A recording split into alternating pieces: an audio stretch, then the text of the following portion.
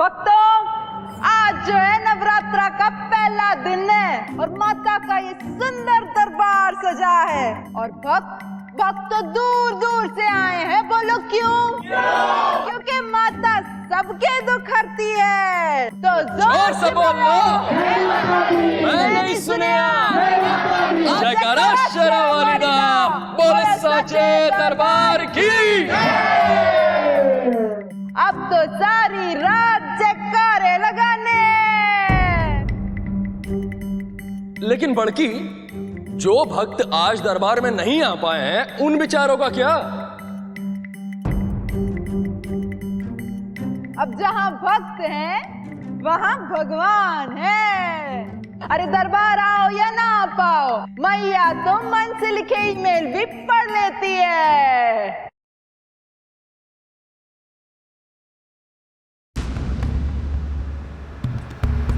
कहां चला गया? तुम वहां जाओ, तुम वहां जाओ। ना मोबाइल फोन ना लैपटॉप कंप्यूटर करना आता है। ना मोबाइल फोन ना लैपटॉप कंप्यूटर करना आता है। बिना इंटरनेट के ही अपनी माँ को मैसेज जाता है। कर लो माता जी से चैट, आज जगराता है। तो कर लो माता जी से चैट, आज जगराता है। मन्नत पूरी करेगी, टुकड़ा दूर करेगी, पीड़ा दूर करेगी। जय माता दी, जय माता दी। जय माता दी, जय माता दी, जय माता दी। प्रेम से बोलो। जय माता दी, जय माता दी, बैठी। जय माता दी। ये लो प्रसाद। सुबह से कुछ नहीं खाया तुम? प्रसाद के नाम पे जहर तो नहीं दे रही? तेरा कोई भरोसा ना से। क्या कैसी बातें कर रही है बड़की? मैं तुम्हारी भाभी हूँ ना, मैं क्यों जहर दूंगी? कौन मरा कह गया है कि रिश्तेदार जहर ना देवे, खास करके तेरे जैसे। जय माता दी, जय माता दी, जय माता दी। प्रेम से बोलो। जय माता दी, जय माता दी, जय माता दी। पहले बैकग्राउंड सिंगर है, बैकग्राउंड में ही रह, समझा? क्या हो रहा है ये सब? समझाया था ना तुम लोगों को। देख कल्पेश, तुम जानते नहीं हो कि तुमने किससे पंगा लिया है। और जानना भी नहीं है मुझे। दिल्ली में हर दूसरा आदमी आके धमकी देता है। अब तुम मुझे नहीं जानते मैं कौन हूँ। तो मैं तुझे बता ही दे रही हूँ मैं कौन हूँ। देख तू गलत कर रही है। देख मुझे गलत कर रही है तू। हाथ संभाल के रख वरना हाथ तोड़ दूंगी। क्यों गला फाड़ फाड़ के चिल्ला रही है? चाहिए क्या तेरे को? भिकारन, तू मुझे क्या देगी? खुद तो चोरी चकारी पर पलती है और मुझे देने की बात कर रही है। पहले तो ये बता कि तेरी हिम्मत कैसे है मेरे जगह। हिम्मत की तू बात मत कर। और ये जो लेन देन मुनीमगिरी तू कर रही है ना, मेरे से नहीं, जाके ऑर्गेनाइजर से बात कर। ऑडियंस जिसके नाम पे आएगी ना जगराता, उसी को मिलेगा। चल निकल तू यहाँ से, निकल। और अगली बार मेरे भाई पे हाथ ले रहा है ना तो चीर के सुखा दूंगी। औकात है तेरी? निकल निकल। और तू चूड़ियां पहन रखी है क्या तने? ये चिल्लू पिल्लू काम भी मुझे करने पड़े तो तेरा क्या फायदा? जो भी आ धर के दे। एक इंसान से जुड़कर एक परिवार बनता है और एक परिवार से जुड़कर एक खानदान, जो ऊपरी तौर पर देखने से अक्सर संगठित दिखाई देता है, लेकिन जब तक रिश्तेदारी साझेदारी में न बदल जाए परिवार खुश नहीं हो सकता। एक परिवार में जब कोई उम्र, रुतबे और कर्ता धर्ता होने के बल पर सारे फैसले अपने हाथ में लेता है तो परिवार के सम्मान के साथ साथ उस पर विरोध और विपरीत भावनाओं का खतरा भी बना रहता है। अगर रिश्तों के बीच में वक्त रहते गलतफहमियां ना सुलझाई जाएं तो वो कभी कभी अपराध के लिए रास्ता खोल देती है। हमारे यहाँ ऐसे हजारों उदाहरण मिलेंगे जहां परिवार के बीच एक छोटी सी गलतफहमी ने संगीन जुर्म का रूप ले लिया। हमारी आज की कहानी भी एक ऐसे परिवार की है जो बारूद के ढेर पर टिकी थी और चिंगारी एक हाथ के फासले पर थी।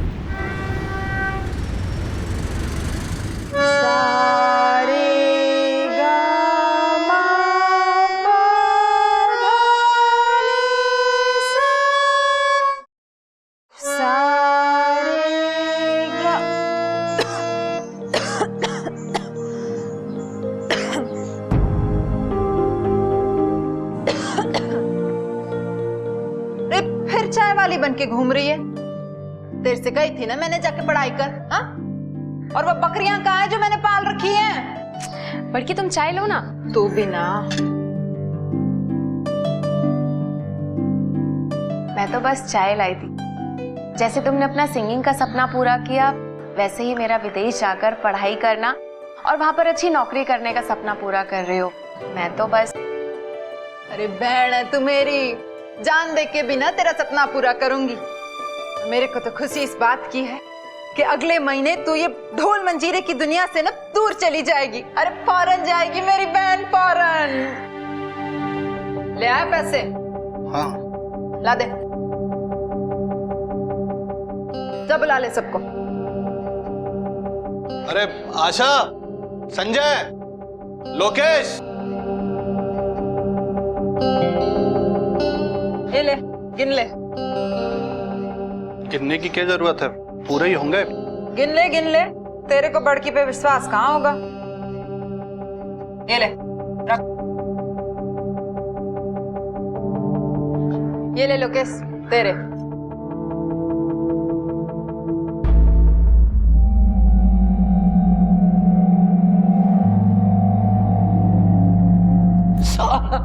तू ना काम पे ध्यान दिया कर। हाँ? तो अगली बार से ना तेरी तनख्वाह भी बढ़ा दूंगी। चल।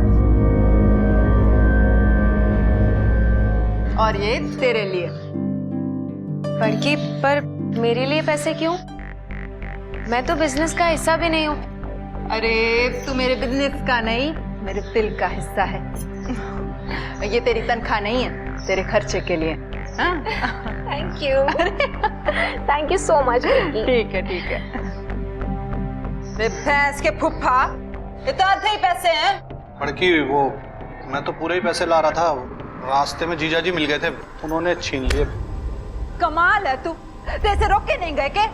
आपसे बड़े रुक गए जो इनसे रुक जाएंगे। तुझे तो मैं बाद में देख लूंगी, पहले अपने खसम के चोर तो कस लूं। उसकी खाल भी मसाला मांग रही है, निकम्मे सबके सब।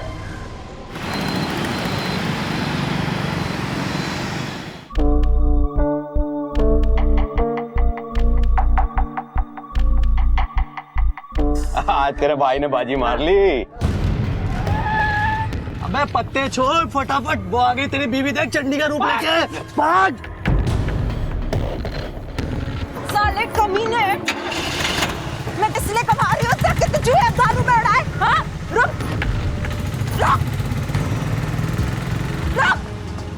हर तो आएगा ही ना, आज उसे जिंदा नहीं छोड़ूंगी।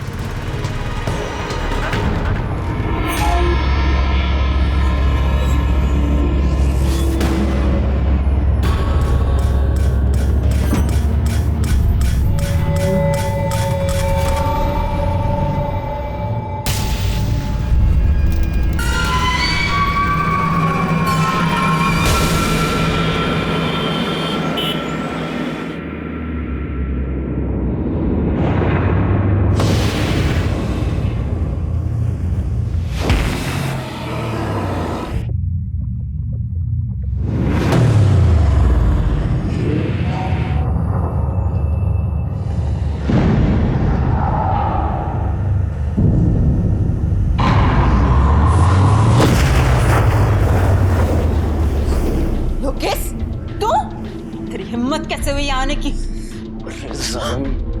कितना तरस आएगी, प्यार करता हूँ तुझसे, ऐसे दुत्कार मत। तेरी शर्म, जहाँ तू पसर रहा है ना, वो मेरे पति की जगह है। और वही जगह तो तूने मुझे दी है। सूअर का पाल चला गया क्या आंख में? अरे माँ समान पुआ पे हाथ डाल रहा है। अरे मैं नहीं मानता, हुआ तू तो मेरी सरिता है। साले कमीने, तू निकल यहाँ से। निकल मेरे कमरे से। लगता तूने अच्छा नहीं किया मेरे साथ।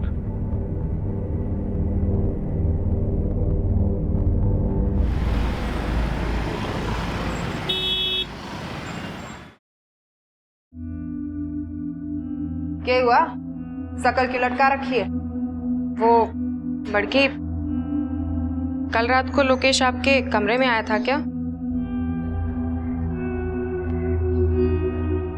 वो पावड़ा ससुरा तनख्वाह बढ़ाने की बात कर रहा था, भगा दिया मैंने उसे। बड़की, मुझे पता है आपके और जिया जी के बीच में संबंध अच्छे नहीं हैं, पर कंचन, छोटी सी उम्र में ना इतना नहीं सोचते, बाल सफेद हो जाएंगे। मैं अच्छे से जानती हूँ कि किसकी सीमा रेखा कहाँ तक खींच के रखनी है। लड़की, सब जगह ढूंढ लिया मैंने, जीजा जी नहीं मिले मुझे, ना वो मिले ना उनका ऑटो। क्या हुआ जीजा जी को? अरे वो ही रोज का रोना, पहले चोरी करते हैं और फिर मुंह छुपाते फिरते हैं। कल से घर नहीं आए।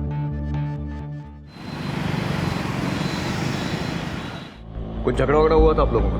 कब से गायब है? साहब जी, झगड़ा तो हर पति पत्नी में हुए है। अब ना वो राज है, नाम है सिमरन। पहले ढूंढने से मिल जाते थे, लेकिन कल से गायब है। ये जी फोटो उनकी।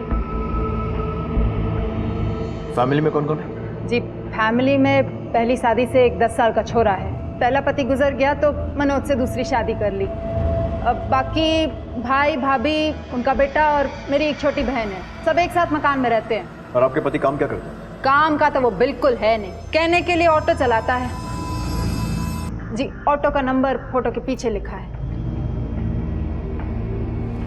साहब जी, जैसा भी है पति है मेरा, बहुत प्यार करता है। ढूंढ निकालिए उसे। ठीक है, आप अपनी कंप्लेन लिखवा दीजिए, जैसे कुछ पता चलता है बताते हैं। और आप भी आसपास पता कीजिए, हो सकता है शायद किसी दोस्त या रिश्तेदार के यहाँ चले गए हों। ठीक है साहब जी, जय माता दी।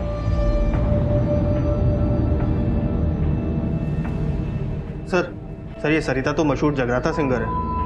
वही, और इतनी बड़ी सिंगर का पति ऑटो ड्राइवर। बात कुछ गले नहीं उतर रही। आखिरी बार मनोज को कब देखा था? साहब कल ही देखा था, यहीं पत्ते पीट रहा था। फिर जो उसकी बीवी आई और बीवी को देख के जो भागा, आज तक नजर नहीं आया। लेकिन भागा क्यों वो? साहब उसकी बीवी उससे मिलने थोड़ी आई थी, वो तो उसको पीटने आई थी। और ये तो सब पहले भी हो चुका है। कुछ तो इज्जत रख ले मेरी। समझाने के बाद भी तने चोरी की। सुधरा नहीं ना तो एक दिन जान से मार दूंगी तुझे।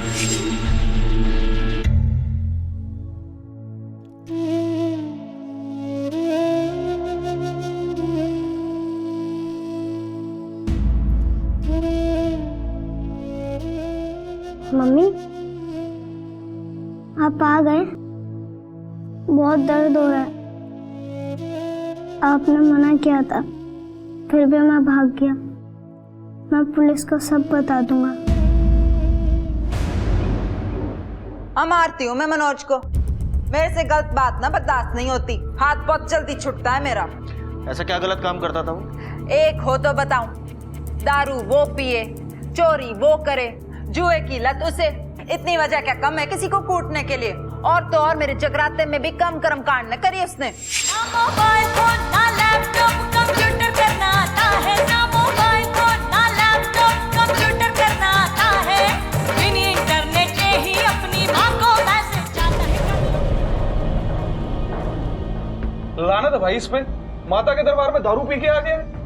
अगर इसके बिना प्रोग्राम कर सकती है तो ठीक है, नहीं तो। जी इसकी तरफ से ना मैं माफी मांगती हूँ। 15 अक्टूबर को जब मनोज ऑटो स्टैंड से भागा तो उसके बाद मिला वो आपसे? उसके बाद आया ही कहाँ वो? आता तो रपट लिखाने की जरूरत ही ना पड़ती। खाट के पास से बांध के रखते थे उसे। पुलिस हर पहलू की तह तक जाने की कोशिश कर रही थी। सरिता की जिंदगी से मनोज यूं ही गायब हुआ था या फिर ये किसी तूफान के आने का अंदेशा था। और बता क्या चल रहा है? और तू बता, कहाँ थे इतने दिनों तक? कुछ नहीं यार, बस एग्जाम की वजह से बहुत टेंशन थी। तुझे तो बस टेंशन ही रहती एग्जाम की। अरे किसका फोन है? एक मिनट, भाई साहब का फोन है। हेलो, हाँ भाई साहब, क्या हुआ?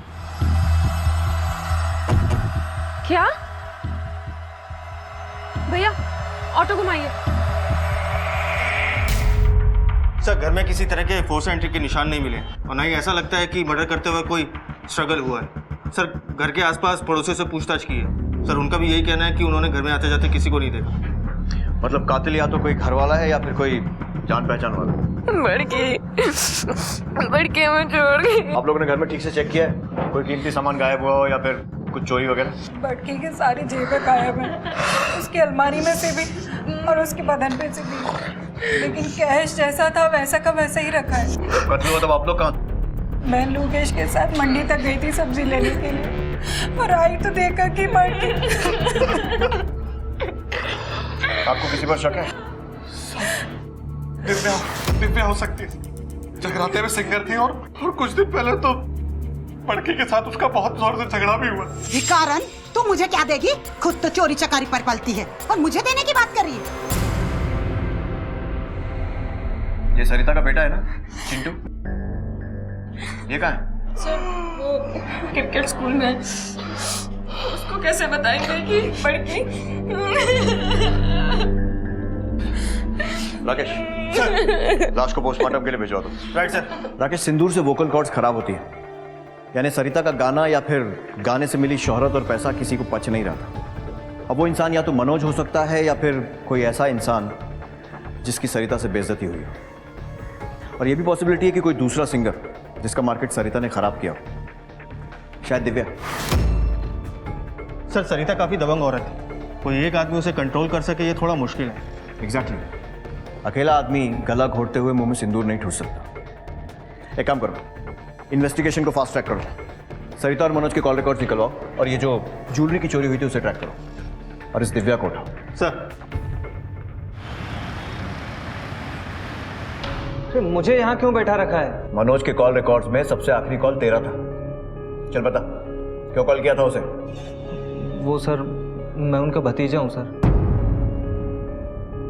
और रोज ही फोन करते रहते हैं एक दूसरे को, और सर मिलते भी हैं। लेकिन सर जब वो उस रात मेरे कमरे में आए तो बहुत गुस्से में थे सर।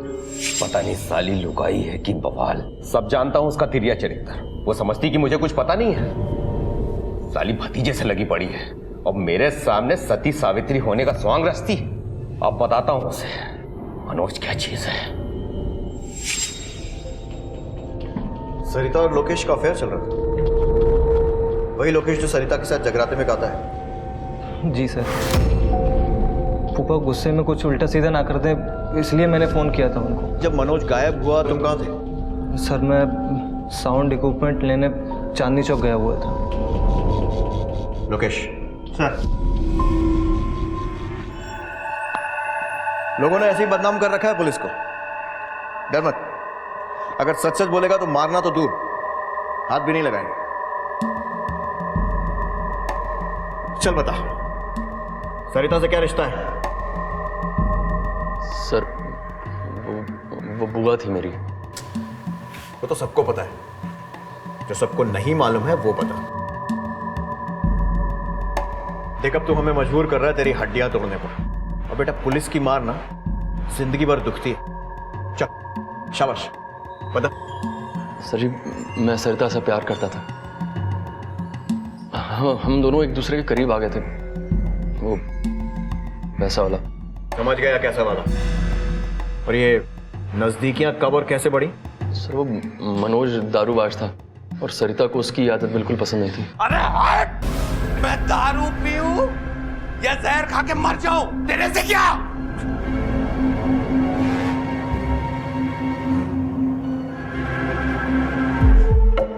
साला ये दारू में है क्या?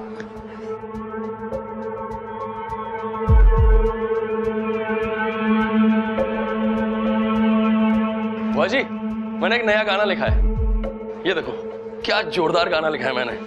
हाँ जोरदार है, तू तो है बड़ा टैलेंटेड। अरे ये क्या?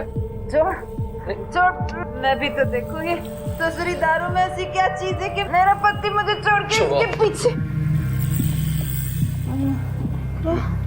मुझे मेरे पास आता ही नहीं है। इतनी सुंदर बीबी के होते हो आता ना। मैं सुंदर हूँ। सुंदर है, बहुत सुंदर है तू। बहुत सुंदर हूँ मैं सच में सुंदर हूँ। हाँ?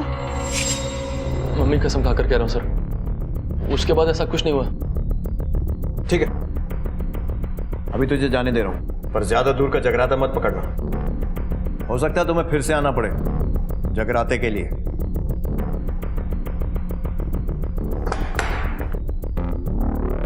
सर दिव्या का पता चल गया, मुंबई में अपने एक शो के लिए गई है, आजकल में आ जाएगी सर। जैसे आती है उसे लेकर। सर। मनोज की कोई खबर? नहीं सर, कोई खबर नहीं।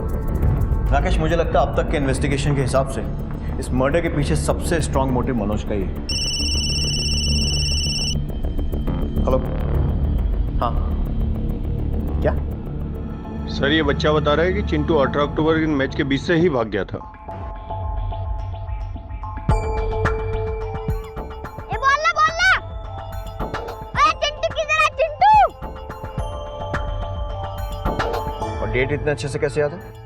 सर इसका बर्थडे था उस दिन, और जब से वो पहले दिन से आया तब से उसका यहाँ पे मन ही नहीं लग रहा था। ना वो प्रैक्टिस पे आता था, ना ही टाइम पे उठता था। ऐसे लग रहा था जैसे वो जबरदस्ती लाया गया हो। एक बच्चा आपकी एकेडमी से इतने दिनों से गायब है और आपने उसके माँ बाप को खबर भी नहीं की? नहीं सर, उसकी माँ का मोबाइल नंबर है मेरे पास में। मैंने बहुत बार उनका नंबर ट्राई किया लेकिन हमेशा स्विच ऑफ ही आ रहा था, और मैंने पुलिस कंप्लेंट भी की थी। आप चाहे तो चेक कर सकते हैं। ठीक है। अगर मनोज ने चिंटू को किडनैप किया है तो उसको कैसे पता चला कि चिंटू कब भागने वाला है? या ये भी हो सकता है कि चिंटू उसे रास्ते में कहीं मिला और मनोज ने उसे वहीं ठिकाने लगा दिया। चल मैं काम करो, चिंटू के स्कूल, घर और इस अकेडमी के आसपास पूछताछ करो, सबसे पता करो। सर। हाँ राकेश। सर वो दिव्या, सरिता की राइवल सिंगर, उसे हम थाने ले आए हैं सर। ठीक है, सर पूछताछ करो। समझी नहीं जी आपका मतलब? ये तुम्हारे फोन के कॉल डिटेल्स हैं। इसमें शरीफ आदमियों के कम और गुंडे मवालियों के ज्यादा नंबर हैं। जिसे तुमने हायर किया था उसे ऑलरेडी हम इंटेरोगेट कर चुके हैं।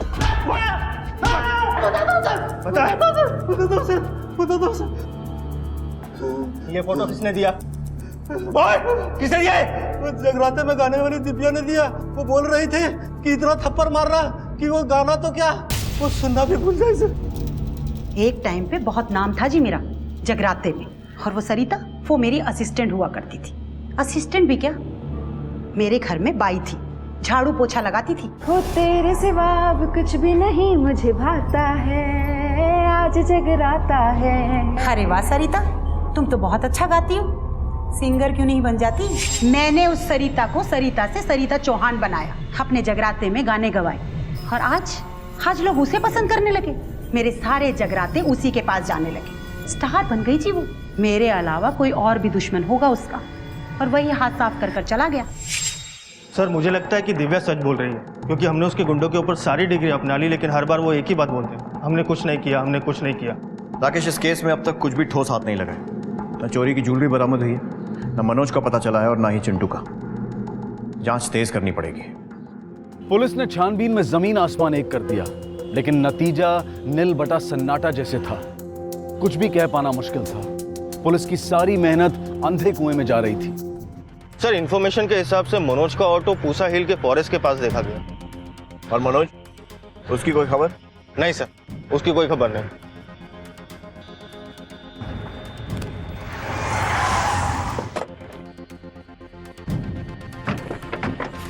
एक काम करो, चारों तरफ फैल जाओ सर, एक एक कोना छान मारो।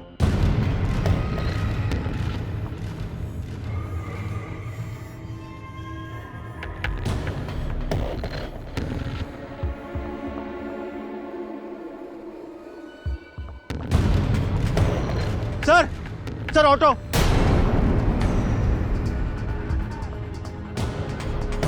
सर ये तो मनोज के ऑटो का नंबर है।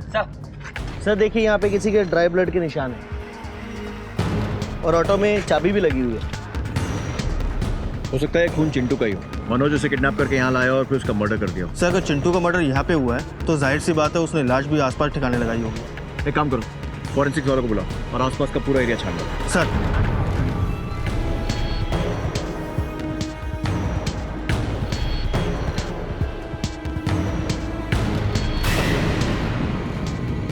सर यहाँ एक बॉडी है।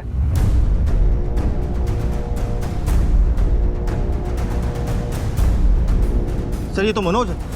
सर मर्डर वहाँ हुआ है और लाश यहाँ पर है। इसका मतलब मारने वाला कोई जान पहचान का आदमी है। सर ये बॉडी से पर्स मिला।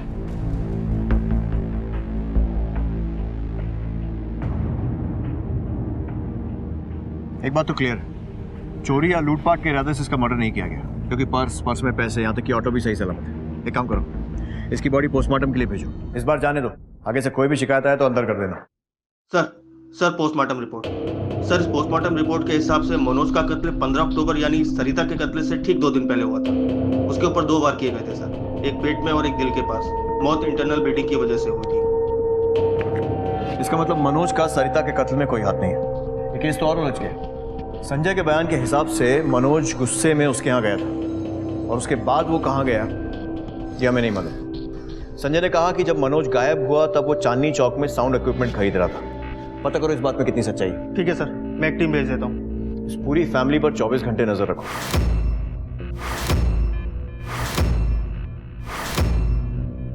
एक पूरा परिवार खत्म हुआ है। सरिता, मनोज। बेटा बुलाए चट दौड़ी चली आए माँ, बेटा बुलाए चट दौड़ी चली आए माँ, अपने बच्चों के आंसू देख नहीं पाए माँ, बेटा। आवाज तो इसकी अच्छी है, पर पब्लिक कितनी पसंद करेगी ये नहीं पता।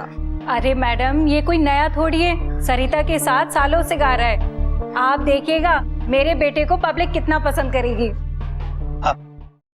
नमस्ते जी। नमस्ते। ये कंचन है जी, हमारी बहन। नमस्ते। बहुत जोर का गाती है। मैं तो कहता हूँ इसको गाने का मौका दीजिए आप, देखिए धूम मच जाएगी। और वो क्या कहते हैं, सिंपैथी, वो भी तो इसे मिलेगी जी। अच्छा गाने से क्या होता है, इंसान का मन भी तो होना चाहिए। भाई साहब, भाभी सही कह रही है ना, मुझे कोई गाना वाना नहीं गाना है। मुझे तो बड़की की कुछ यादें लेके यहाँ से बहुत दूर जाना है। ऐसी बातें कर रही है तू, है? विरासत है सरिता की, आगे लेके जाना है तुझे। बहन जी, भाई साहब सही कह रहे हैं। अगर सरिता की बहन कंचन को स्टेज पे गाते हुए देखे लोग, तो हम पब्लिक की सिंपैथी को यूज कर सकते हैं। भाई तो ठीक है, हम लोग प्रोग्राम पे मिलते हैं। जय माता दी। जय माता दी जी।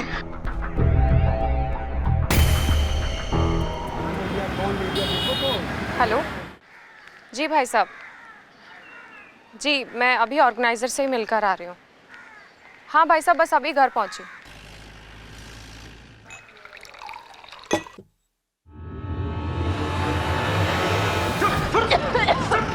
लेके जाइए इसे यहाँ से।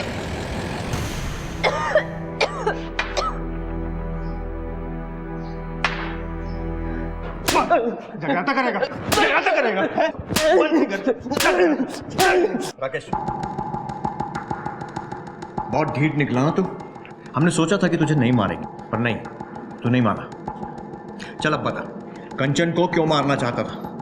बोल। सर मैं सरिता से कोई प्यार नहीं करता था। उस बुढ़िया से चक्कर इसलिए चला था कि जगराते में ग्रुप का मेन सिंगर बन के गाऊंगा सर। जब सरिता ने मेन सिंगर बनाने से इनकार कर दिया तो उसे मार दिया, समझ आया। पर मनोज को क्यों मारा? सर मैंने नहीं मारा किसी को, मैंने तो कंचन को भी खाली तड़ी दी थी कि वो डर के पीछे हट जाए।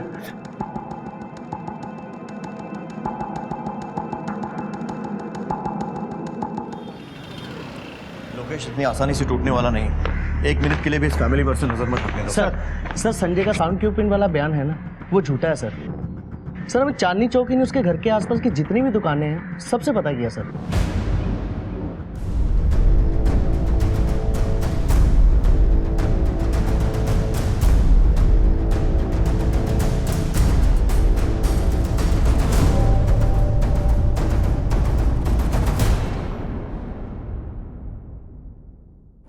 फोरेंसिक को बुलाओ। सर।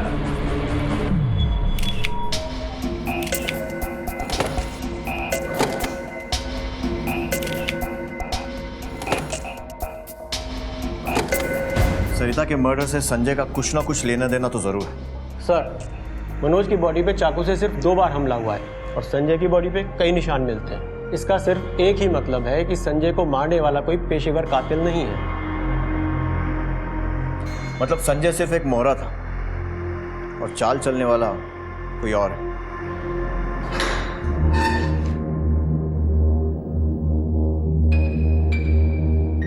ये सब मैं भाभी के लिए कर रही हूँ, तेरे लिए नहीं, वरना सड़ता रहता यहीं पर।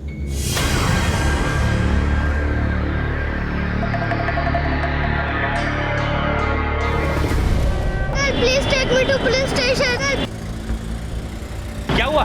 क्या हुआ? Uncle, please take me to police station. Uncle, my name is Chintu. I live in Rajouri.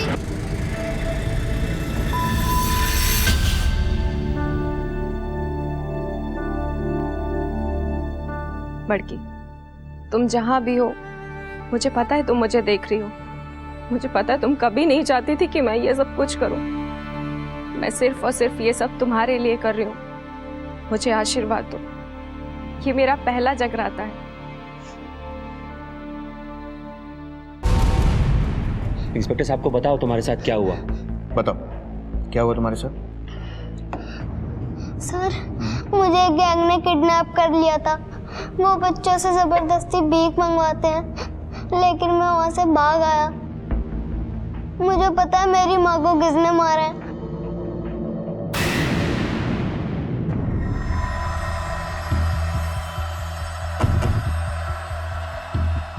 क्या हुआ इंस्पेक्टर साहब? बहुत प्यार करते थे बड़की से, इतना कि अनजाने में उसके कातिल का ही साथ दिया जा रहा है।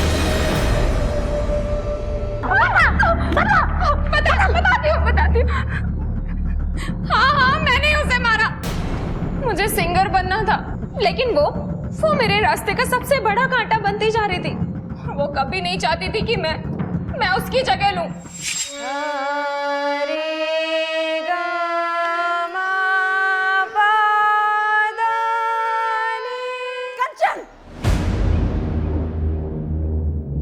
कर ये सब। बड़की वो मैं। उठ जा अपने कमरे में पढ़ाई कर। छोड़ ये सब, जा। क्यों छोड़? नहीं, आपको डर तो नहीं है कि जैसे आपने दिव्या की जगह ले ली, कहीं मैं आपकी जगह ना ले लूं? मोटी बुद्धि है तेरी। मैं तुझे पढ़ा लिखा कर विदेश भेजना चाहती। ये जो चमक है ना, ये हमेशा के लिए नहीं रहती। पब्लिक का क्या, ये सर पे बिठाती भी है और उतार के कूड़े में फेंक भी देती है। और ये सब जब तक चला सो चला, कोई गारंटी नहीं है इन चीजों की। जा और जाके पढ़ाई कर। जा। मैं पढ़ाई नहीं करना चाहती थी और ना ही नौकरी करना चाहती थी। जगरातों से बॉलीवुड में जाना चाहती थी, स्टार बनना चाहती थी। मुझे पता था संजय पैसों के लिए कुछ भी करेगा। वही मनोज जीजा जी को चोरी करने के लिए उकसाता था। अरे फूफा जी, बस पैसे से मांगा करो, आपकी पत्नी है वो। अरे यार, देखा तो है तुमने, कुत्ते जैसी हालत बना दी है। जहाँ देखो वहाँ बेइज्जती करती होती, पैसे का खाक देगी। और मनोज जीजा जी रोज लड़ा करते थे, एक दूसरे को मारने की धमकी दिया करते थे। मैंने उसी मौके का फायदा उठाया और संजय को और पैसों का लालच दिया। और चिंटू को इसलिए मारने की कोशिश की क्योंकि उसने तुम्हें खून करते हुए देख लिया था। और संजय, उसे क्यों मारा? वो तो तुम्हारा साथ दे रहा था ना। वो और पैसों के लिए मुझे ब्लैकमेल करने लग गया था।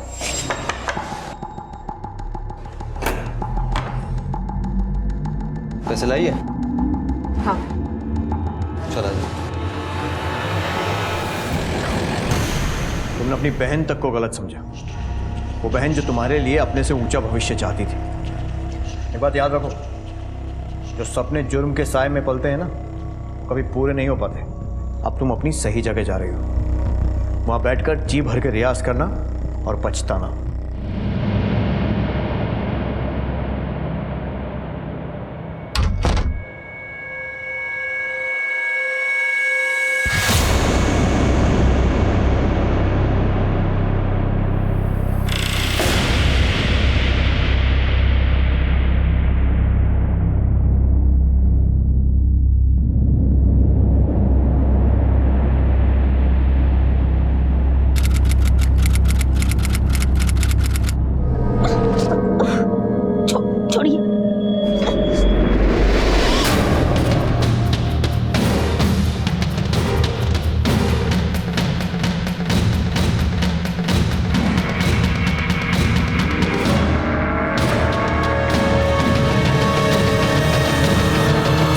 ये चारों घटनाएं ना तो एक स्थान की थी, ना ही एक समय की, और ना ही इन चारों घटनाओं में दिखने वाले लोगों का आपस में कोई संबंध था।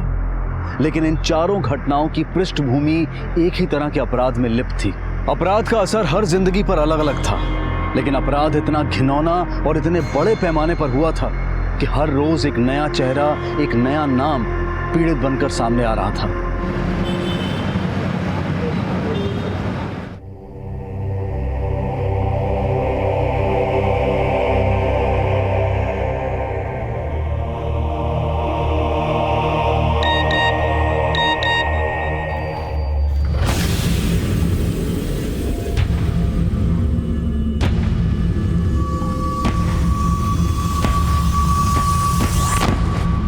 पता नहीं इस लड़की को आजकल क्या हो गया, हमेशा गुमसुम सी रहती है। जब भी कुछ पूछो ये लड़की कुछ बताती ही नहीं है।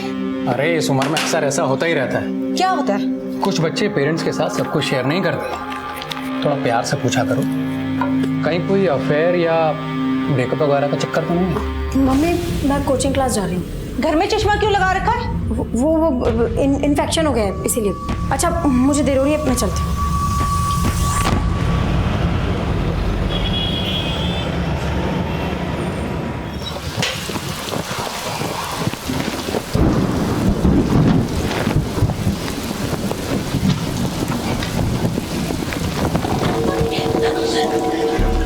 उषा जी आप बारिश छतरी के नीचे आ जाइए। नहीं मैं उषा, अरे क्या कर रही है यहाँ पे? क्या कर रही है? अपना रो रही है यहाँ पे? हैं? फिर आशिक है ये? अरे आप तू चुप ही रह। चल चल, तू तो चल। अरे आ गई रजनी, आजा बेटा, चेंज कर ले, मैं कुछ खाने के लिए लगा देती हूँ। मुझे भूख नहीं है। रजनी देखो, ये सब रोज रोज नहीं चलेगा, मुझे तुमसे बात करनी है, तुम चेंज करके बाहर आओ, बहुत हो गया ये सब। रजनी मैं कह रही हूँ दरवाजा खोलो, बाहर आओ, मुझे तुमसे बात करनी है आज।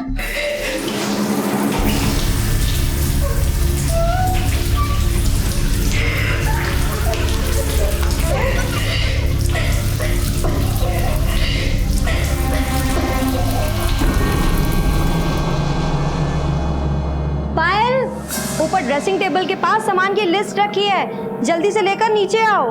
भाई क्या बात है, आजकल बहुत शॉपिंग वॉपिंग हो रही है। अरे पायल के कॉलेज का एनुअल डे है और मॉडलिंग कंपटीशन भी। फैशन मैगजीन्स कवर करी इस कंपटीशन को, मैं जीत गई तो टीवी, एड, फिल्म्स, हर जगह छा जाओगी तुम तो। और फिर बॉलीवुड में एंट्री, फिर हॉलीवुड में। अरे वाह, स्टार बन के हमको भूल तो नहीं जाओगी ना? शायद भूल भी जाओ। मार्केट जाना तो तू नहीं बोलती है, और अपने भैया भाभी को भूल जाएगी। भाभी, आई वाज जस्ट किडिंग। अच्छा जल्दी चल, वरना बहुत ट्रैफिक मिलेगा। अरे हाँ, बाय भैया, बाय। चलती हूँ, बाय। अरे सुनो, खाते जाओ ना कुछ। बेटा तुम हमसे कुछ छुपा तो नहीं रही हो? नहीं पापा, वो एग्जाम्स है ना, बस इसीलिए। एग्जाम तो पहले भी आते थे, लेकिन पहले तो तुम कभी इतनी रिजर्व नहीं रहती थी, और आजकल? ऐसी कोई बात नहीं है मम्मी, आप लोग कुछ ज्यादा ही सोच रहे हो, मुझे कोई प्रॉब्लम नहीं है।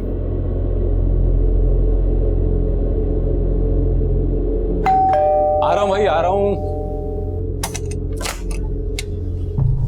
अरे उषा जी आप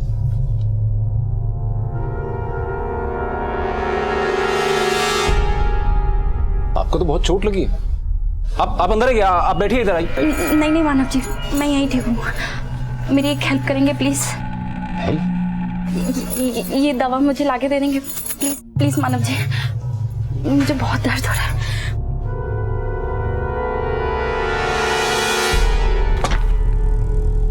ये आपने दवाई मंगाई थी तो आपके लिए।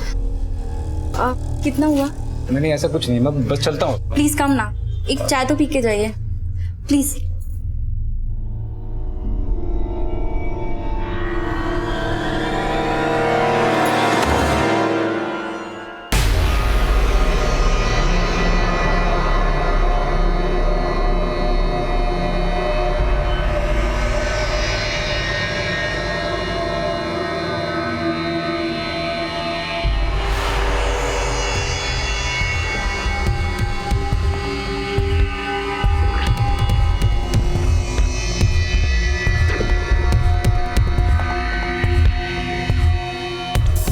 आप ठीक तो है ना?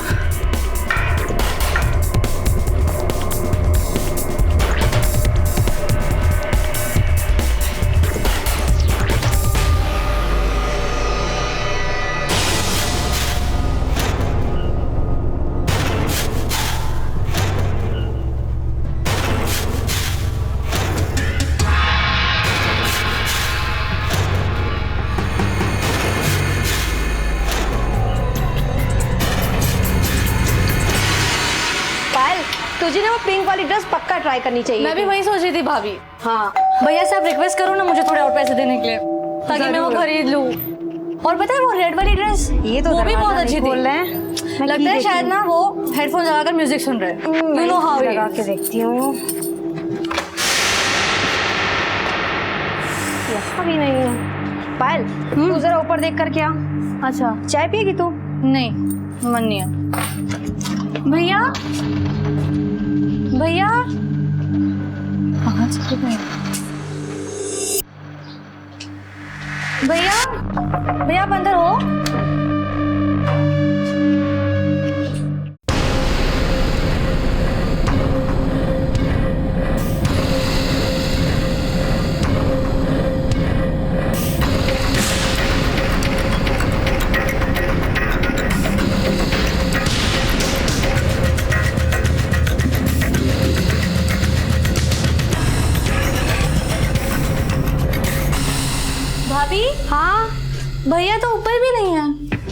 ऊपर भी नहीं है। हाँ, कहाँ चले गए?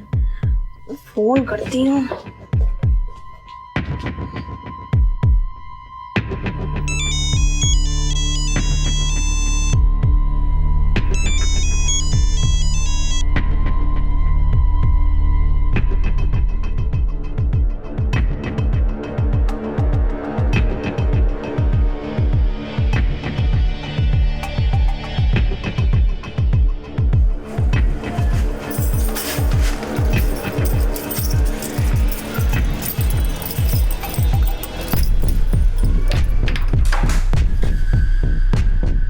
भैया कहाँ थे आप? भाभी, भैया आ गए। कहाँ चले गए थे आप? वो मैं वॉक पे गया था। लेकिन फोन तो हम वो नहीं है।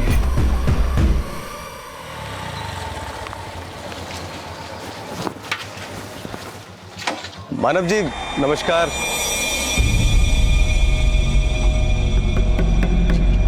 अरे मानव जी रुको तो सही, कहाँ जा रहे हो?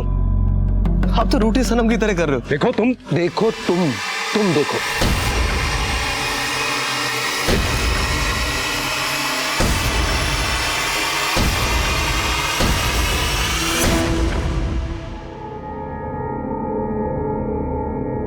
कहाँ जा रही हो?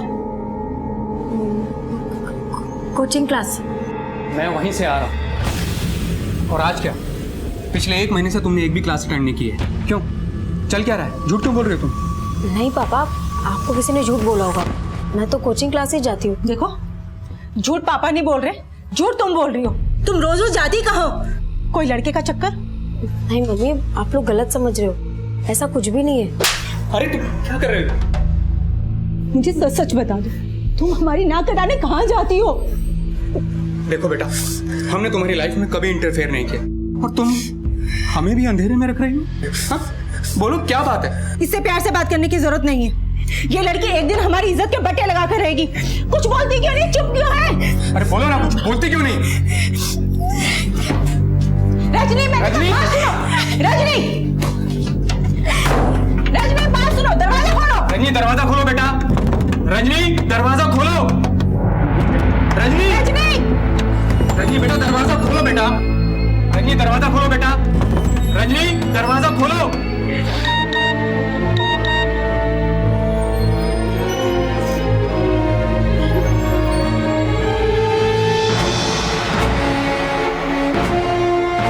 बेटा तुम हमसे कुछ छुपा तो नहीं रही हो? ये लड़की एक दिन हमारी इज्जत के बट्टे लगा कर रहेगी। कुछ बोलती क्यों नहीं? चुप क्यों है? अरे बोलो ना कुछ।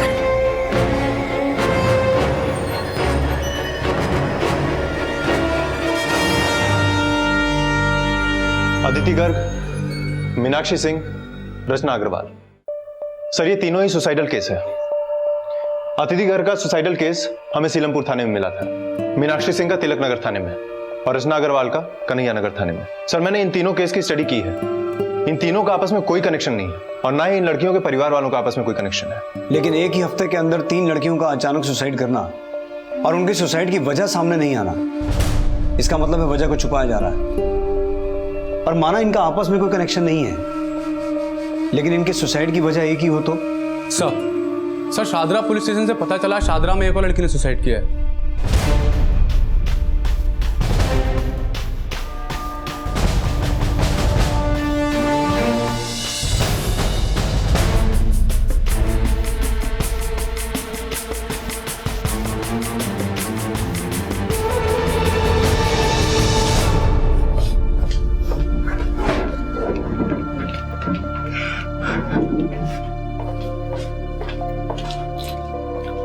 सर जब यहाँ पर आए लड़की की बॉडी पंखे से लटकी हुई थी, लेकिन कोई सुसाइड नोट तो नहीं मिला। नाम क्या लड़की का? सर पायल। सर मुझे तो कुछ समझ में नहीं आ रहा है कि पायल ने ऐसा कैसे कर दिया। कितनी देर पहले पता चला आपको? करीब 1.5 घंटा पहले मैं डिनर करने के लिए आया था तो पायल कहाँ है?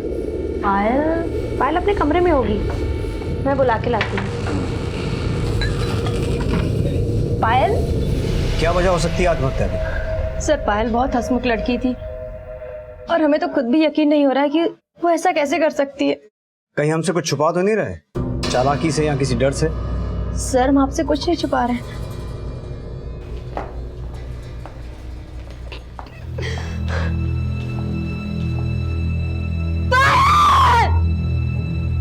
पायल जैन की आत्महत्या से पहले क्राइम ब्रांच अदिति गर्ग, मीनाक्षी सिंह और रचना अग्रवाल की आत्महत्या के केस री इन्वेस्टिगेट कर रही थी। ये चारों आत्महत्याएं जून 2015 में हुई थी, लेकिन इन चारों ही केसेस में आत्महत्याओं की वजहों का अभी तक कोई खुलासा नहीं हो पाया था। और इसी दौरान अगस्त 2015 में ऐसी एक और घटना सामने आई। रजनी, बात सुनो, दरवाजा खोलो। रजनी दरवाजा खोलो बेटा, रजनी दरवाजा खोलो। रजनी, रजनी दरवाजा खोलो बेटा। रजनी क्या कर रहे हो? जाके चाबी लेके आओ। हाँ मैं चाबी लेकर। रजनी दरवाजा खोलो। रजनी, हटो जल्दी हटो। अरे जल्दी करिए ना। रजनी बेटा, चल तुम्हें बेटा। रजनी होश में आओ बेटा। डॉक्टर, हटो। डॉक्टर, कुछ नहीं होगा बेटा। अरे वो हमारी डॉक्टर।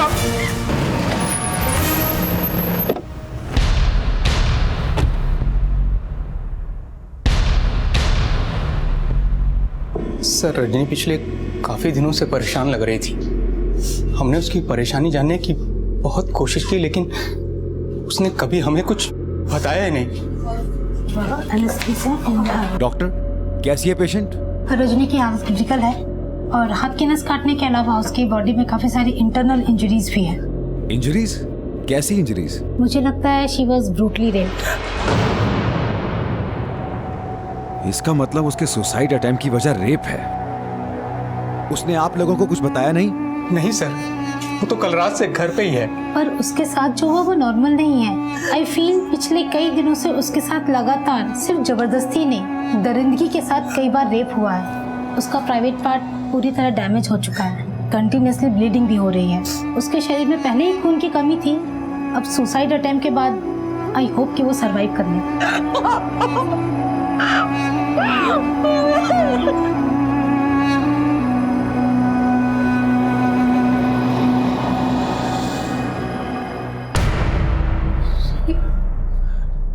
नहीं सर, पायल के साथ ऐसे कैसे हो सकता है? पायल की पोस्टमार्टम रिपोर्ट से ये साफ है कि जिस दिन उसने आत्महत्या की थी उसके साथ रेप हुआ था। शायद इसीलिए उसने आत्महत्या की थी। अब आप बोलिए, आपको किस पे शक है?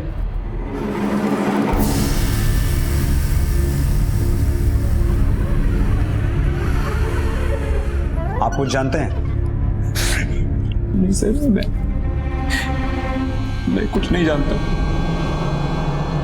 आंकड़े बताते हैं कि ऑन एन एवरेज हमारे देश में महिलाएं लगभग हर 6 मिनट में छेड़छाड़, हर आधे घंटे में शारीरिक शोषण और हर 1 घंटे में बलात्कार का शिकार होती हैं। ये क्रूरता का वो घिनौना चेहरा है जिनकी शिकार महिलाएं अक्सर आत्महत्या जैसा कदम उठा बैठती हैं। पायल जिस घिनौने अपराध का शिकार बनी थी, उस फेहरिस्त में अब रजनी का नाम भी शामिल हो गया था। और इन मासूम चेहरों से जिंदगी की उम्मीद छीनने वाले अभी तक पुलिस की गिरफ्त से दूर थे। लेकिन ये उम्मीद की जा रही थी कि जिंदगी और मौत से लड़ती रजनी को शायद जिंदगी नसीब हो जाए।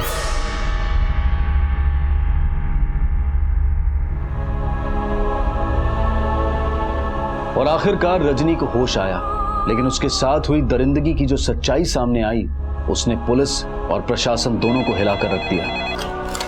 हेलो,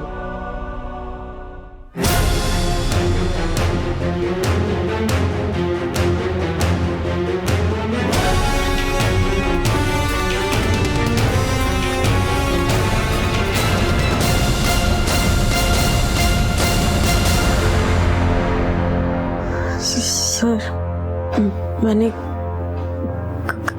कभी नहीं सोचा था कि अंकित मेरे साथ। कौन अंकित? मेरा क्लासमेट। उसने अपने फ्रेंड्स के साथ मिलके मेरे साथ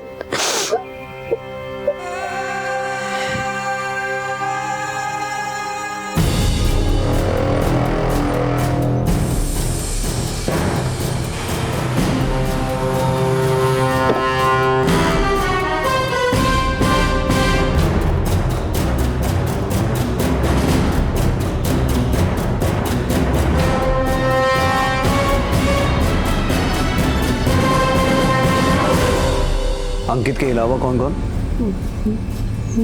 मुकेश, विनय और सुरेंद्र।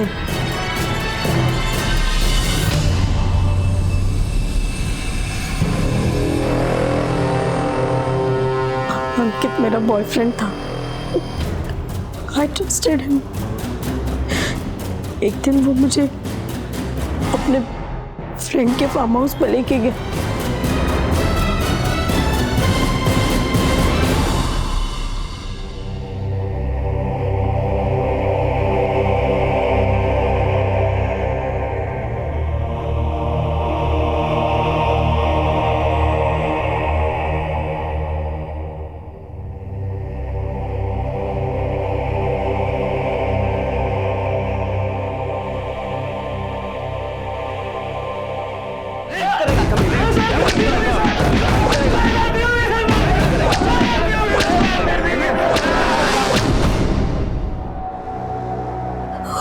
उन लोगों ने मेरा रेप नहीं बल्कि मेरा वीडियो भी बनाया और फिर धमकी देने लगे कि अगर मैंने पुलिस कंप्लेंट की तो वो उसको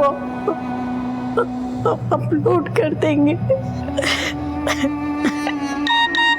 मुझे बार बार ब्लैकमेल करने लगे और हर रोज मेरे साथ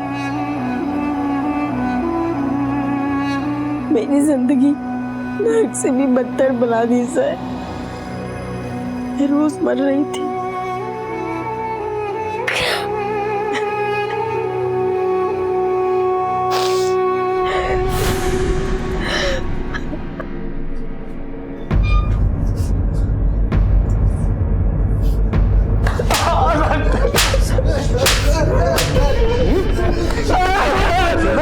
बात चुल उठती है। रेप करोगे, वीडियो बनाओगे? हाँ? क्या किया वीडियो का? अपलोड किया? नहीं सर। तो फिर वीडियो बनाया क्यों? गलती हो गई सर, गलती हो गई। कहाँ वीडियो? मोबाइल में।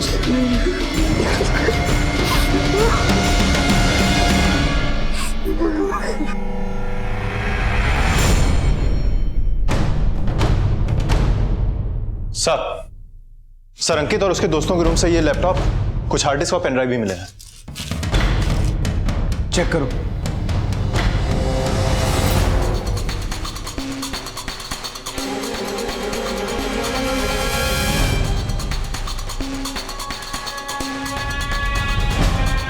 माधव सर। Yes sir. इस वीडियो में रेप करने वाला पुलिस वाला है।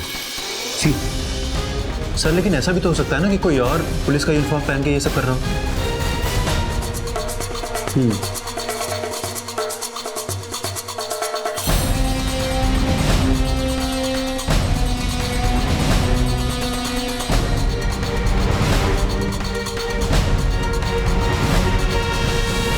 ये लड़की पायल है ना? हाँ सर, ये तो पायल ही है।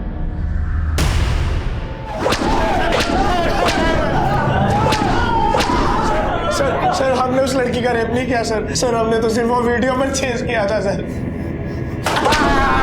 सर सच कह रहा हूँ सर। सर वो वीडियो देख के तो हमें रजनी का वीडियो बनाने का आइडिया आया था। कहाँ से परचेज किया था? सर लाल कुआं से सर। कौन सी दुकान से? नाम बताओ उसका। दुकान से नहीं किया सर। सर दुकान से नहीं किया, सच कह रहा हूँ सर। मैं अक्सर वहाँ जाता था।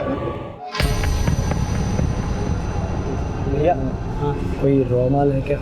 अरे हम वो सब नहीं रखते यार, लेकिन बता सकते हो कौन रखता है? वो नहीं पता। कोई पिक्चर चाहिए तो बता। रुक, रॉ चाहिए? आजा पीछे देख। एक का 150, दो का 250 और तीन का 350। कितना तो बोल भैया। 200 में दो दे दो ना यार। ठीक, भाव नहीं करता, लेना तो बोल। अच्छा ठीक है, एक ही दे। मोबाइल दे। तो उसने तुझे पायल का रेप वीडियो बेचा? हाँ सर, लेकिन मैं उसको जानता नहीं सर। उसका स्केच बनवा सकता है? सर सिर्फ 2 मिनट के लिए मिला था सर। बलात्कार जैसी घटनाओं के वीडियोस खरीदे और बेचे जा रहे थे। ये इस केस का एक बेहद ही चौंका देने वाला पहलू था। लेकिन कोई ऐसे घिनौने अपराध को अपने मनोरंजन के लिए कैसे देख सकता है? ये कैसी मानसिकता है? ये कैसा रोग है? ऐसी विकृत सोच वाले लोग जब इस तरह के दृश्यों को बार बार देखेंगे तो उनके दिमाग पर किस तरह का असर होगा, शायद इसकी कल्पना भी आपको घृणा और गुस्से से भर दे। लेकिन यह अपराध सिर्फ यहीं तक सीमित नहीं था, इसकी जड़ें इतनी गहरी थी कि जिसने मानवता की बुनियाद को भी हिला दिया था। अपने खबरियों को काम पे लगाओ, उन्हें कहो पता करें कि लाल कुआं इलाके में वाकई कोई ऐसा है जो ऐसे वीडियोस भेजता है, या ये लड़का झूठ बोल रहा है। ठीक है सर। और सुनो सर, पायल के भाई को बुलाओ। ठीक है सर।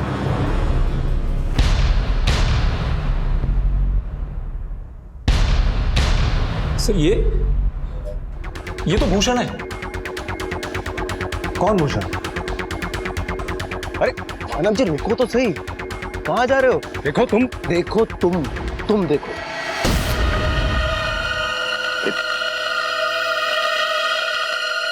देखो मेरी बीवी तो मेरी कभी थी ही नहीं, मैं तुम्हारी बीवी को तुम्हारी सारी सच्चाई बता दूंगा। बीजू को कुछ मत बताना प्लीज। ठीक है, नहीं बताऊंगा। तो फिर एक काम करो, तुम्हारी बहन पायल को मेरे घर भेज दो। पायल? तो देखो मैंने अपनी बीवी के हाथ पैर तोड़ दिए हैं, उसकी मरहम पट्टी के लिए पायल को भेज दो, नहीं तो वो यहाँ पे आएगी, हल्ला गुल्ला मचाएगी और तुम्हें पता है तुम्हारी बदनामी। नहीं ठीक है, मैं और एक काम करना, कल सुबह 1-1.5 लाख रुपए भेज देना। 1.5 लाख? हाँ ठीक है। सर मैंने 4 बजे पायल को भूषण के घर पे भेजा, उषा की मरहम पट्टी करवाने के लिए। उसी रात पायल ने सुसाइड कर लिया। पायल? और जब मैं भूषण के घर गया तो वहां ताला लगा हुआ था।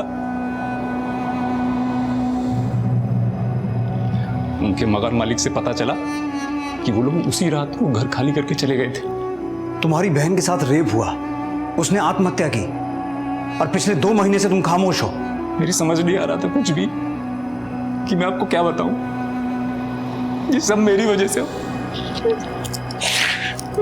हुआ है। आज मेरी बहन छेड़खानी, मॉलेस्टेशन और रेप जितने गंभीर अपराध हैं, उससे कहीं ज्यादा गंभीर विषय यह भी है कि ऐसे अपराधों की अक्सर पुलिस रिपोर्ट तक नहीं की जाती, और ये ऐसे अपराधियों को और ज्यादा बढ़ावा भी देता है। रजनी अपने साथ हो रही दरिंदगी को अपने माँ बाप को बताने की भी हिम्मत नहीं जुटा पाई, और पायल ने भी अपने भाई और भाभी को बिना कुछ बताए आत्महत्या का रास्ता चुना, जो कहीं ना कहीं हमारी सामाजिक संरचना पर सवाल उठाता है।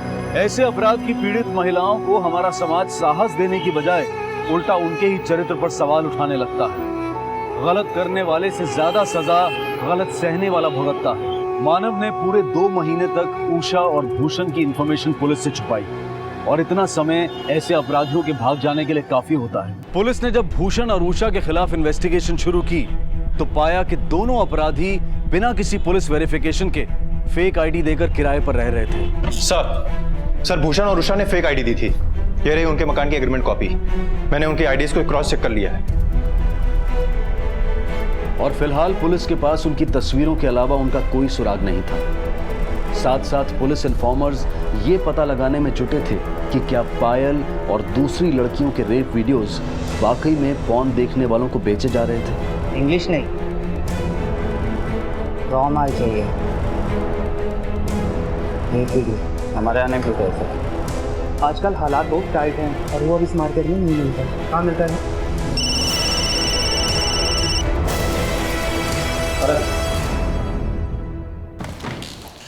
सर 2-3 हफ्ते पहले लाल कुआं मार्केट में पायरेटेड डीवीडीज बेचने वालों के यहाँ रेड पड़ी थी। तब से पूरी मार्केट अलर्ट है और अनजान कस्टमर्स को इस तरह की डीवीडीज बेचने से साफ मना कर दे रहा है। लेकिन रेड से पहले वहां रेप वीडियोस बिकते थे। सर खबरियों का कहना है कि 2-3 लड़के घूम फिर के इस तरह की वीडियोस बेचा करते थे, लेकिन कोई उनके बारे में बताने के लिए तैयार नहीं है। इसका मतलब अंकित की इन्फॉर्मेशन सही हो सकती है। कहाँ से परचेज किया था? सर लाल कुआं से सर। कौन सी दुकान से, नाम बताओ उसका। दुकान से नहीं किया सर। अगर ऐसे रेप वीडियोस बिक रहे थे तो ये बहुत ही सीरियस मैटर है, और पूरे चांसेस हैं कि पायल के अलावा और भी कई लड़कियों के रेप वीडियोस वहां बिक रहे हो। दिल्ली और एनसीआर में ऐसी जितनी भी मार्केट्स हैं, अपने खबरियों की टीम को वहां छानबीन के लिए लगा दो। पिछले 6 महीने में शारीरिक शोषण, रेप, घरेलू शोषण के जितने भी केसेस हैं सबको रीचेक करवाओ। जितने भी विक्टिम्स हैं उनसे भूषण और उषा को आइडेंटिफाई करवाओ। ये बहुत ही सीरियस मैटर है। इसमें भले ही अपराधी गिने चुने हों, लेकिन विक्टिम्स बहुत ज्यादा होंगे।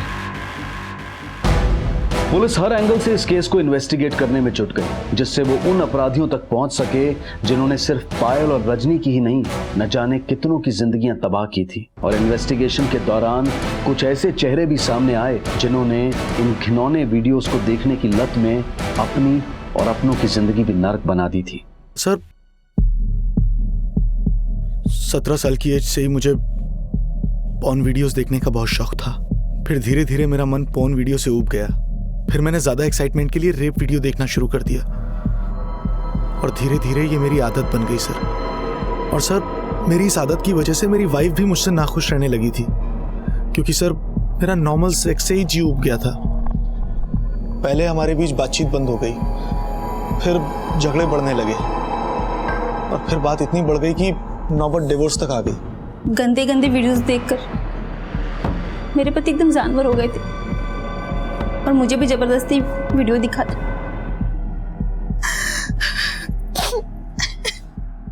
देख, यही वीडियो देखकर रेप कर रहा था ना मेरी वाइफ का। एक बात बता, पुलिस वाला तो तू नहीं है, फिर पुलिस की यूनिफॉर्म पहन के अपनी वाइफ के साथ रेप क्यों करता था? वो वीडियो देखकर आइडिया मिला था। आइडिया मिला था? कहां से मिला ये वीडियो? कई हफ्तों की इन्वेस्टिगेशन के बाद आखिरकार पुलिस को रेप जैसे वीडियोस बेचने वालों तक पहुंचने का जरिया मिला। ये अपना दोस्त है, नए पुराने सारे कलेक्शन खरीदना चाहते हैं।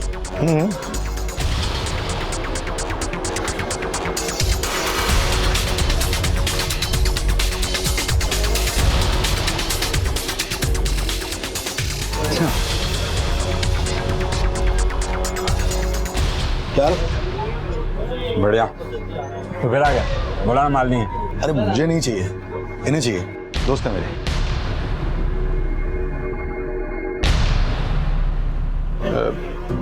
बस इतना ही है जो दिखा रहा हूँ वही दूंगा। एक एक करके सीडी तो चेक नहीं करा सकता ना। देख क्या रहा है बे, एकदम रॉ माल है। क्यों, ये भी रॉ है ना? देख ले, तेरी गली मोहल्ले ऑफिस कहीं की भी हो सकती है। तेरी बहन और बेटी भी हो सकती है, समझा? लेके जाओ चाहे, ले चलो इसे। और यहाँ पर जितनी भी हार्ड ड्राइव, डीवीडी और पेन ड्राइव हैं, सब ले चलो। हमें कुछ नहीं पता सर, वो लोग कहाँ से लेके आते थे हमें कुछ नहीं पता, हम तो बस खरीद लेते थे सर। नाम क्या उनके, नाम बता। सर नाम नहीं पता था, सब 5-6 लोग हैं, सब नाम नहीं बताते, ना नंबर देते हैं सर। हफ्ते 10 दिन में आते हैं बस एक बार सर, बस। ये दोनों भी आते थे सर? इस लड़की का तो पता नहीं, हाँ पर ये आदमी आता था सर, पिछले 1 महीने तक आता था सर। माधव साहब, शायद ये जानते हो ये कौन है, उनके नाम क्या है। एक काम करो, इन्हें मालपुआ खिलाओ, शायद इन्हें याद आ जाए। भारत में पॉर्न वीडियोस बनाना और बेचना कानूनन जुर्म है, जिसके लिए 5 साल से 10 साल तक की सजा हो सकती है। लेकिन इस केस में जो कुछ भी सामने आया वो कहीं ज्यादा शर्मनाक और नीचतापूर्ण अपराध था। रेप जैसे अमानवीय और घिनौने अपराध को रिकॉर्ड करके खुलेआम बेचने के इस खुलासे ने पुलिस और प्रशासन दोनों को सख्ते में डाल दिया। ऐसे अपराध को रिकॉर्ड करके उनका बाजार पैदा करने वाले सिर्फ कुछ ही अपराधी पुलिस की गिरफ्त में थे, लेकिन उनको बाजार देने वाले लोग हम में से ही हैं, जो अपने घटिया मनोरंजन के लिए अपनी आत्मा को मारकर दिल बहलाने के लिए ऐसे लोगों को बढ़ावा देने की भूल कर बैठते हैं। लेकिन किसी मजबूर की चीखें किसी को मनोरंजन कैसे दे सकती हैं? क्या इंसानियत इतनी सस्ती हो गई है कि किसी पीड़ित के साथ हुई अमानवीय क्रूरता को सस्ती सी कीमत देकर खरीदा और बेचा जा सकता है? सर, मैंने इन दुकानदारों को बहुत तोड़ा, पर ये लोग किसी को नाम से नहीं जानते, तो मैंने रेप वीडियोस देने वालों का स्केच बनवाने के लिए बोल दिया है। एक काम करते हैं माधव सर, इनके पास से जो वीडियोस मिले हैं उन्हें क्लोजली देखते हैं, शायद उन वीडियोस में से उन क्रिमिनल्स का कोई ना कोई क्लू मिले। सर, पुलिस ने जब ये वीडियोस देखने शुरू किए तो आत्महत्या करने वाली अदिति, मीनाक्षी और रचना के भी चौंका देने वाले रेप वीडियोस सामने आए, और उनके अलावा ऐसे कई नए पीड़ित भी सामने आए जिनके साथ हुए घिनौने अपराध को रिकॉर्ड करके खुलेआम बेचा जा रहा था। पीड़ितों की फहरिस्त बढ़ रही थी और उनके साथ हुए गुनाहों के कई मंजर बेहद ही दिल दहला देने वाले थे, लेकिन ड्यूटी के फर्ज और जल्द से जल्द अपराधियों तक पहुंचने के जज्बे में पुलिस उन दृश्यों को देखने पर मजबूर थी जिन्हें देखकर किसी की भी रूह कांप जाए। इन वीडियोस में कुल 106 विक्टिम्स हैं और हम जिन्हें ऑलरेडी जानते हैं वो इसका 1/4 भी नहीं है। पता करो बाकी के विक्टिम्स कहाँ हैं, किस नरक में सड़ रहे हैं, जिंदा भी हैं या गुमनाम जिंदगी बन के रह गए। सर, विक्टिम्स 106 हैं, लेकिन यहाँ अपराधी भी कुछ कम नहीं है। हालांकि किसी का चेहरा सामने नहीं आया है, लेकिन सर ये सब किसी एक गैंग का काम नहीं लगता। सर, लोकेशंस पे फोकस करें तो कुछ 17 लोकेशंस हैं। और अगर ये गैंग्स अलग अलग हैं तो कुल 17 गैंग हो सकता है। हाँ सर। लोकेशन की स्ट्रेस दिखाना।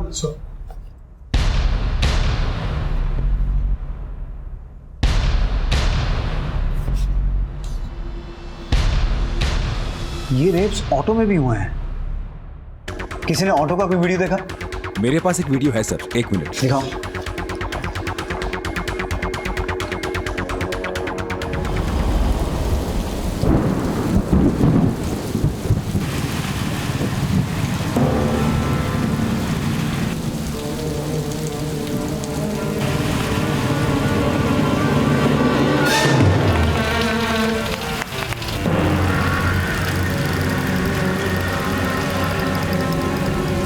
सर रोहिणी से एक 14 साल की लड़की किडनैप हुई है। सर मेरी बच्ची को बचा लीजिए सर, प्लीज सर। कहाँ से किडनैप हुई? सर वो डांस क्लास के लिए गई थी लेकिन वहां भी नहीं पहुंची, और जब हम उसे ढूंढने निकले तो उसकी साइकिल दीपली गांव के पास मिली।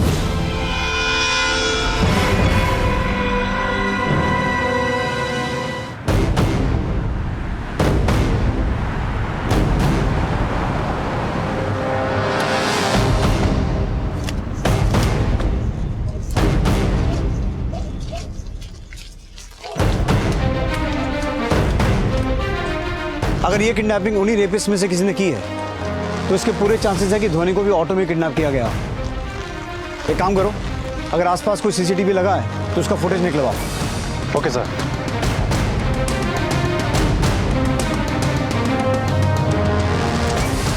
दिनेश, ये ऑटो का नंबर देखो, पता करो किसके नाम पर रजिस्टर्ड है।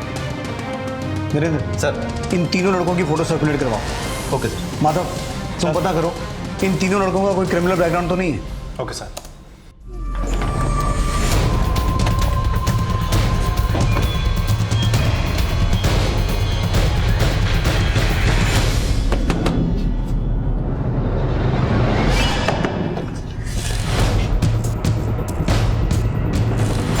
हाँ साहब, ये रिक्शा मेरा ही है, मैंने इसको चलाने के लिए अभय चौधरी को दिया है। इनमें से कौन है अभय चौधरी? इनमें से कोई नहीं है साहब। तो भाई लड़के कौन है? पता नहीं साहब। अभय चौधरी को अपना ऑटो देने से पहले कोई सिक्योरिटी के पेपर्स तो बनवाए होंगे? हाँ, 1 मिनट साहब। ये लो साहब अभय चौधरी के सिक्योरिटी पेपर, मैंने उसको रिक्शा किराए पे देने से पहले बनवाए थे।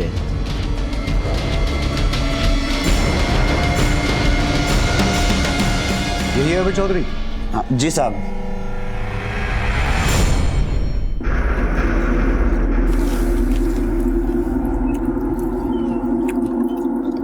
राम राम ताऊ। अरे राम राम, क्या हाल है तेरे? अरे घना बढ़िया।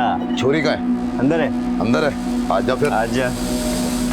ओके ठीक है सर। इन तीनों में से 2 का क्रिमिनल रिकॉर्ड है। छेड़खानी और धोखाधड़ी के मामले में पहले भी जेल जा चुके हैं। इनका नाम है मदन बिस्ट और सुजान सिंह।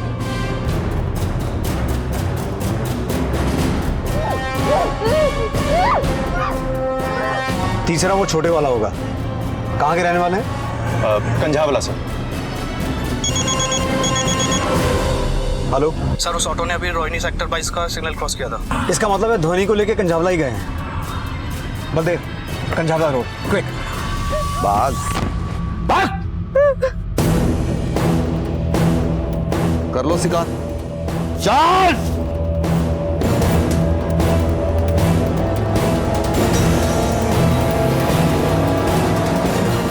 सर, अभय चौधरी की हिस्ट्री भी निकल चुकी है। वो फ्रीलांस वीडियोग्राफर भी है। इसका मतलब ये वही रेपिस्ट हैं जो लड़कियों का रेप वीडियो बनाते हैं। बलदेव जल्दी।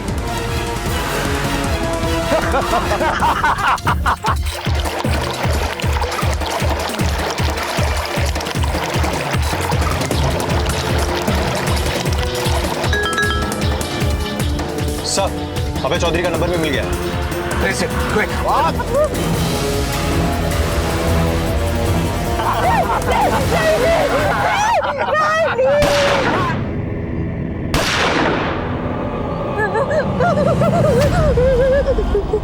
गाड़ी में डालो सबको। ऐसे हैवानों की हमारे समाज में कभी कोई जगह हो ही नहीं सकती। फांसी तो क्या, ऐसे अपराधियों को दी गई कोई भी सजा उनका जख्म नहीं भर सकती जो रोज इनकी क्रूरता का शिकार होती हैं। ये एक तमाचा है हम सभी पर, क्योंकि उन वीडियोस को देखकर इनकी हरकतों को बढ़ावा देने वाले कुछ गैर जिम्मेदार लोग हमारे आसपास ही मौजूद हैं। ये सिर्फ कुछ चेहरे हैं जिन्हें पुलिस पकड़ने में कामयाब हुई है, लेकिन भूषण और उषा समेत ऐसे कई अपराधी अब भी खुलेआम घूम रहे हैं और पुलिस उन्हें पकड़ने की हर संभव कोशिश कर रही है। लेकिन क्या ये खौफ कभी खत्म हो पाएगा? क्योंकि आंकड़े बताते हैं कि साल दर साल ऐसी घटनाएं बढ़ रही हैं, ऐसे अपराध बढ़ रहे हैं। इस पर विचार की जरूरत है। कहीं ऐसा ना हो कि आने वाले परिणाम और आंकड़े हर बार की तरह हमें फिर से अपनी नजरों में गिरा दें। क्राइम पेट्रोल के माध्यम से हम आपसे गुजारिश करते हैं कि ऐसे वीडियोस देखकर उनके अपराध के भागीदार ना बने, और अगर आपको ऐसे वीडियोस बेचने वालों के बारे में जरा सी भी जानकारी मिले तो इसकी सूचना पुलिस को जरूर दें। अब मैं अनूप सोनी आपसे विदा लेता हूं, फिर मुलाकात होगी अगले एपिसोड में जुर्म की एक और कहानी के साथ। तब तक अपना और अपने परिवार का ख्याल रखें और देखते रहें क्राइम पेट्रोल डायल 100। सबक एक को सीख हम सबको। जय हिंद। क्राइम पेट्रोल के और भी दिलचस्प कहानी देखने के लिए हमारे चैनल को सब्सक्राइब करें और बेल आइकॉन दबाना न भूलें।